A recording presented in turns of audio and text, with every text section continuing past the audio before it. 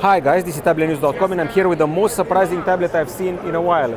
This is the brand new HUAWEI MatePad Mini. It's called Mini because it's got a small 8.8-inch screen. Still, it's a pretty quality screen. It's of the OLED variety. Now, if you want to see some specs here, first of all, we're going to discuss the design. It's only 5.1 millimeters in thickness and weighs 255 grams. About 20 or 30 grams heavier than the iPhone 17 Pro Max, which is actually pretty cool. A large 6,400 mAh battery with 66 watt charging, and also pretty innovative 3D cooling, which is great for heavier workloads, including gaming. Supports the brand new Huawei M Pencil Pro, which has exchangeable tips and has a stylus storage. In this case, you can see here, beautiful booklet case. The device already has 2 awards here at the Mobile World Congress 2026, and it allows you to take notes via the Huawei Notes application. You have those notebooks here, you create a new note, you choose the format, you're all set to go, and you can also do writing with pencils and all sorts of other types of input. It would be ideal if you had a pen and not just my finger as I have right now. You can also write in boxes, you can create a blog, and you can choose notebook covers. Now, aside from that, this tablet uses, as I said before, 8.8-inch OLED screen, which shows 1 billion colors, which is actually pretty impressive. And this is the screen I was talking about. Up to 1,800 nits of brightness, very narrow bezels, 2:1 contrast, and 120 Hz refresh rate. It has 8 or 12 gigs of RAM in Europe and 256 gigabytes of storage.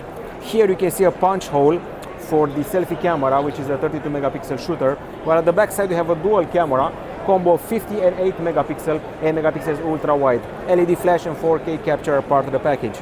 Now, other things we're mentioning is that we have light filters for the blue light and also ebook mode, including a black and white mode, so your eyes will not get tired. Okay, so you also have Go Paint, which is one of the coolest applications out there if you want to do painting and photo editing. You have up to 150 brushes, you can work with layers, and you can create beautiful artworks like those you see here. And from what I know, you should also be able to animate your work, the special option. And those of Huawei have a partnership with Wondershare Filmora, so you can also edit videos.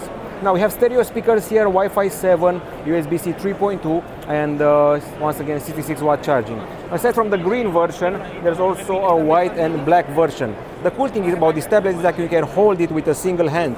And there are plenty of apps here to use, including the likes of Delta Force, the game Delta Force, if you want to do some gaming. Now, if you're going into the settings, you're going to find the options which give you an idea of the, well, screen.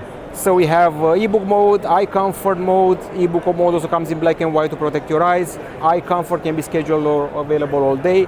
You can have the sleep mode, you can have the color settings here, color temperature, vivid or normal, natural tone. And for security, we also have this fingerprint ID. We have a fingerprint scanner to secure the whole device. Aside from that, a bit of AI is available via the Huawei Assistant with AI Lens, AI Touch, AI Tips, and AI Search.